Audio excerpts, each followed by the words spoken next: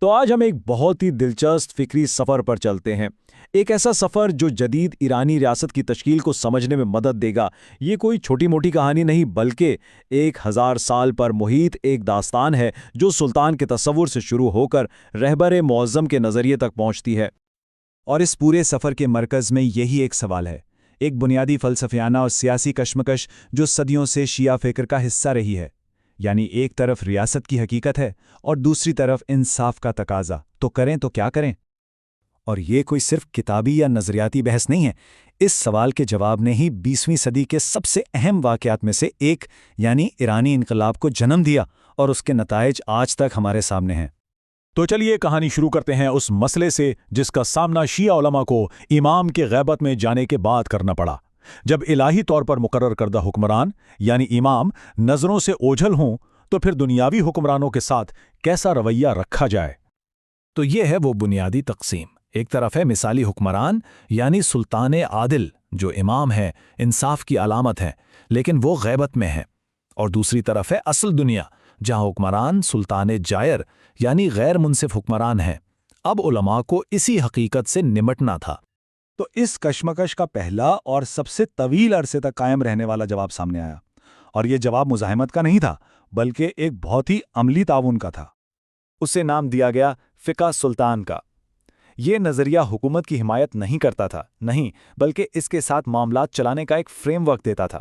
مقصد یہ تھا کہ معاشرے کا نظام چلتا رہے اور کسی قسم کی افراتفری نہ پھیلے۔ اور یہ کوئی معمولی بات نہیں تھی۔ درحقیقت یہی سوچ شیعہ سیاسی فکر کا مرکزی نقطہ بن گئی، ایک ایسی نظریاتی بنیاد جس پر عملی زندگی کے فیصلے کیے جاتے تھے۔ اور جو بات واقعی میں حیران کر دینے والی ہے وہ اس نظریے کا استحکام ہے۔ یہ نظریہ کوئی 10-20 سال نہیں بلکہ تقریباً 1000 سال تک قائم رہا۔ جی ہاں، 1000 سال۔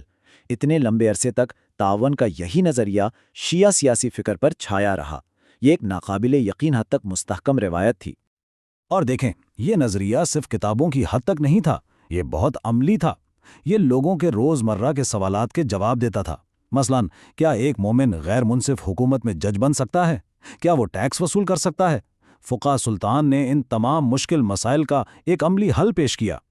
لیکن پھر سب کچھ بدلنے والا تھا۔ 20ویں صدی کی شروعات میں اس 1000 سالہ روایت میں ایک بہت بڑی تبدیلی آئی۔ اب تعاون کی سوچ سے ہٹ کر ایک بالکل نئی سمت اختیار کی جا رہی تھی۔ اس تبدیلی نے پوری بحث کا رخ ہی بدل دیا۔ پہلے سوال یہ تھا کہ ایک شہری کو کیا کرنا چاہیے، لیکن آئینی انقلاب کے دوران سوال یہ بن گیا کہ ریاست کو کیسا ہونا چاہیے۔ تو اب توجہ فرد سے ہٹ کر پورے نظام پر آ گئی تھی۔ تو سب سے اہم نقطہ یہ ہے، تعاون کی فقہ کی جگہ اب مزاحمت اور حکمران کو محدود کرنے کی فقہ نے لے لی تھی، اور یہ ایک انقلابی تبدیلی تھی جس نے آنے والے وقت کی بنیاد رکھی۔ اور پھر آتا ہے وہ سیاسی فکر کا آخری اور سب سے بنیاد پرست ارتقاء جو سیدھا 1979 کے انقلاب پر جا کر ختم ہوا۔ یہ نظریہ ولایت فقیہ کہلاتا ہے۔ اس نے پچھلے تمام تصورات کو بالکل الٹ دیا۔ اس کا کہنا تھا کہ علماء کو نہ صرف حکومت کو محدود کرنا چاہیے بلکہ انہیں خود حکومت کرنی چاہیے۔ یہاں پر فرق بالکل صاف نظر آتا ہے۔ دیکھیں، آئینی تحریک کا مقصد تھا اصلاحات، یعنی موجودہ بادشاہت کو آئین کے تابع کرنا، لیکن خمینی کا مقصد تھا انقلاب، یعنی بادشاہت کو مکمل طور پر ختم کر کے ایک نئی اسلامی ریاست قائم کرنا۔ 1 اپریل 1979 کا یہ کال ان کے ویژن کی مکمل تصویر پیش کرتا ہے۔ یہ صرف حکومت بدلنے کی بات نہیں تھی بلکہ پورے نظام کو جڑ سے بدلنے کا اعلان تھا۔ یہ ایک نئے دور کا آغاز تھا۔ اچھا، اب ایک اور بہت دلچسپ پہلو پر بات کرتے ہیں۔ خمینی کی قیادت کی نوعیت کیا تھی؟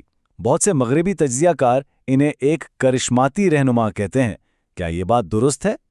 یہ ایک اہم سوال ہے، کیونکہ کرشماتی رہنما کے اصطلاح کے ساتھ اکثر کچھ منفی مفہوم بھی جڑے ہوتے ہیں۔ جو ماخذی مواد ہم دیکھ رہے ہیں وہ اس پر ایک بہت دلچسپ تنقید پیش کرتا ہے۔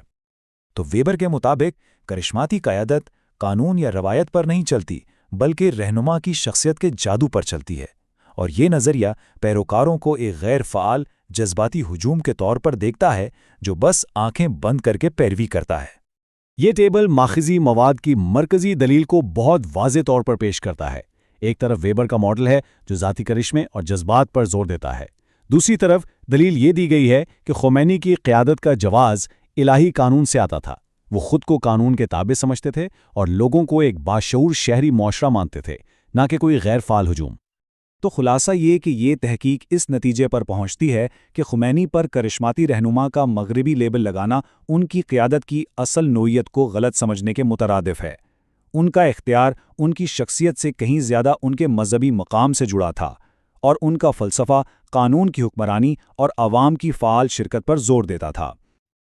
یہ سارا تجزیہ امام خمینی انٹرنیشنل یونیورسٹی کے جریدے political studies of the Islamic world میں شائع ہونے والی تحقیق پر مبنی ہے، تاکہ تمام دلائل کو ان کے اصل سیاق و سباق میں سمجھا جا سکے۔ تو آخر میں یہ سوال ہمارے سامنے آتا ہے، جب کوئی رہنما لاکھوں لوگوں کو متاثر کرتا ہے تو یہ کیسے طے کیا جائے کہ اس کی بنیاد کوئی ٹھوس نظریہ ہے یا محض شخصیت کا جادو؟ یہ ایک ایسا سوال ہے جو صرف ایران کے تناظر میں ہی اہم نہیں، بلکہ دنیا بھر کی تمام تحریکوں کو سمجھنے کے لیے بھی بہت اہم ہے۔